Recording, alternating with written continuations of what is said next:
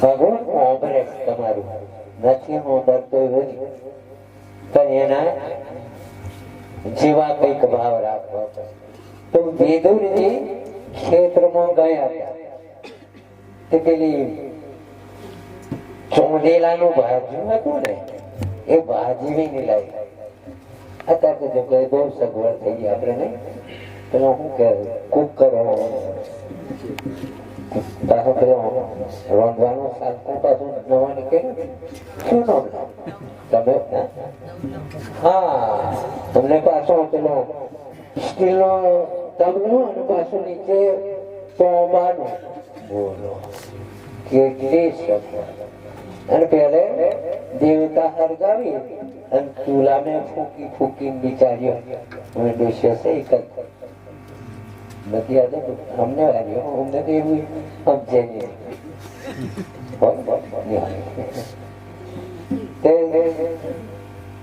ઊંધિયો પડી પડી બિચારીઓ ફૂકી ફૂકી દીનો મોડું જોતું જવાનું અને રમતું જવાનું.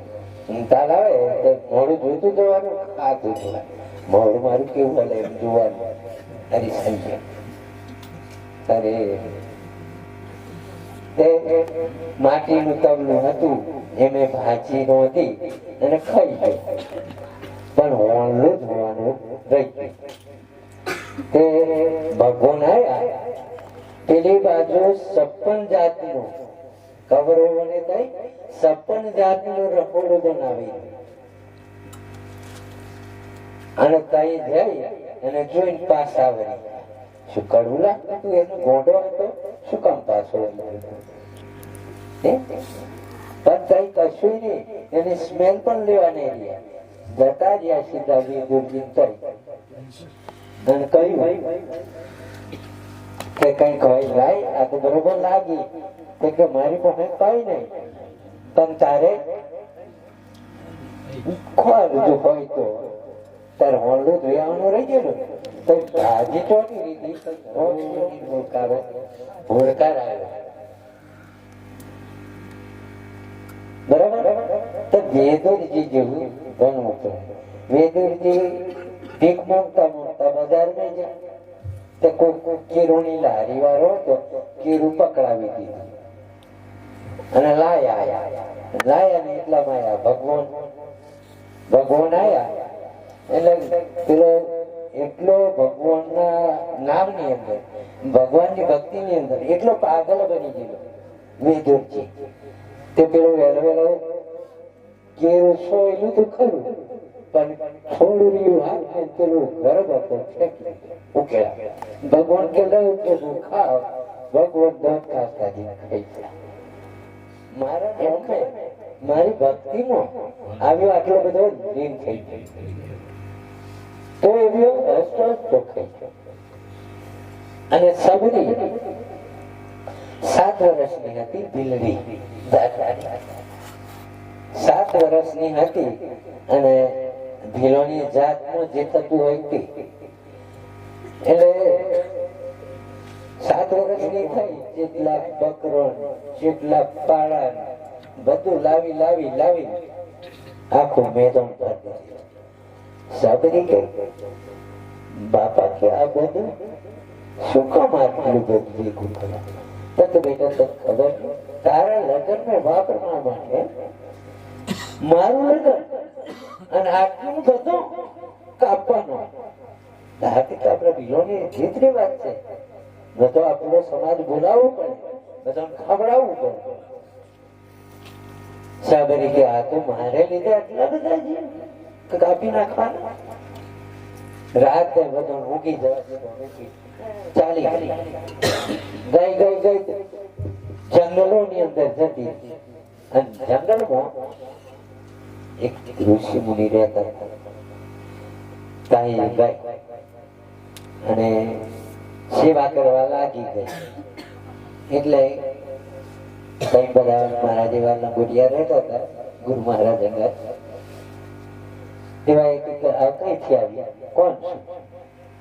એને બધું શાંત કીધું જે કઈ અમારો આશ્રમ અપડાવ્યો તું બિલની જાત ભાગી હવે એ પથ્થર લીમતો હાડી બિચારી પણ ભગવાન થયા નારાજ. આટલી બધી એવી ભક્તિવાન હતી સતોય પેલા બાવોને બિલડી દેખાઈ એટલે ભગવાન થયા નારાજ.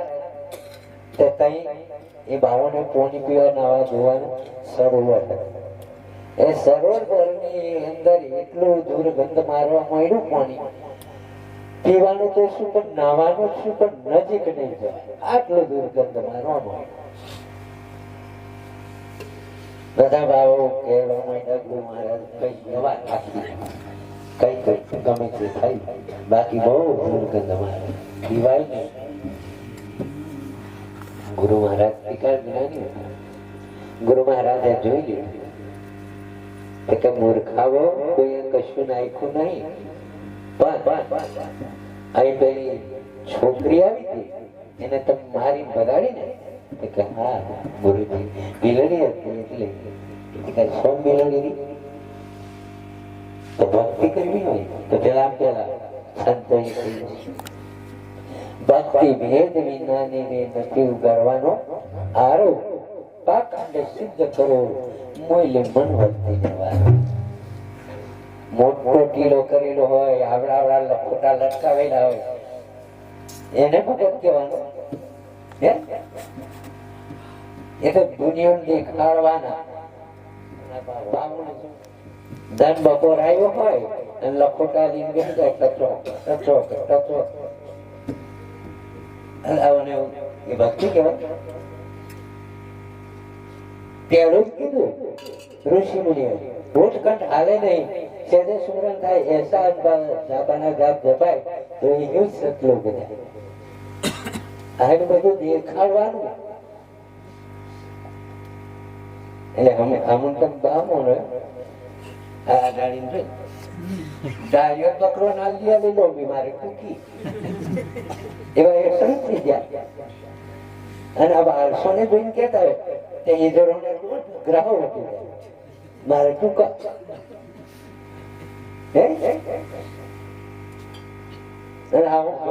દીકરી નો ફેરે એમાં મારા ફેર એવા એ સંત કહેવાતા નથી. એ બધા અંદર થી હોવું જોઈએ સંત તો કહેવાય. ત્યારે સબરીને ફરી લાવ્યા એટલે પેલા ખોરતા ખોરતા ખોરતા જંગલ માં ગયા સબરી લાયા પગ પલાયરા પૂણી કંચન જેવું થઈ ગયું. ત્યારે ગુરુ મહારાજે એટલું જ કીધું હતું કે હે સબરી એક દિવસ તું ભગવાનની ભક્તિ કરે તારે ખોરવા જવાની જરૂર નહીં. એની ગરજે ચાલતો ચાલતો ચાલતો તારે ઘેર આવે આટલું કીધું. તે દાનથી તેને 73 વર્ષની ઉંમર 7 વર્ષની ઉંમર થી 73 વર્ષની ઉંમર ત્યાં સુધી મારા ગુરુ નું વચન છે મારા ભગવાન આવશે મારા ભગવાન આવશે એમને પોતાની વાત બાજુ કાકરાની આંખો લાવી ખરું રસ્તે મળશે મેં બીજું હાલું તો ગા પોતે જતી પોતે બેસી જાય પાછી એમ કે મારા પ્રભુ આવશે તો મારી કોણે કશું નહીં મેં શું ખવડાવી. તો જંગલ માં જાય અને બોરો વીની વીની લાવે લાવી અને ચાખી ચાખીને મેકે. તો ભગવાન હતા સતોય સબરી બિલડી નો એઠો બોર ખાધો અને તમારું ચાખવા નહીં હતા એનું કારણ. અને એમ પાછા એવો ભાવતો હોય નહીં અને પાછા જૂઠાઈ કેવી કરે જૂઠાઈ આ ભગતલા બહુ જૂઠા કદાચ નાળિયેર વધેરી આટલો ખોટરું મૂકી દીધું ને હવે કદાચ શેરી સિંગ ધોન પેલા શું કેવાય આ કરીએ લાઈન મૂકી દીધા હોય અને પછી કહેવા મળે કે સોનાની થાળી મેં ઘર કર્યો સોનાની થાળી એમને દેખાતું એવો રોજ